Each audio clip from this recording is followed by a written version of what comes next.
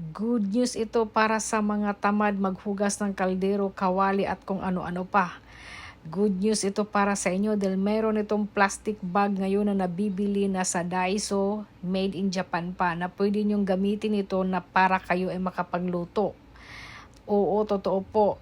Kahit pumunta po kayo ng Daiso ngayon, parang nag-news lang, charis. Ito ay pwede nyong gamitin sa pagluluto, pwede ninyong gamitin din na panglagay ng mga pagkain para ilagay sa freezer, and then pwede nyong gamitin din para ipaghalo-halo ang mga ingredients kung ano yung niluluto nyo.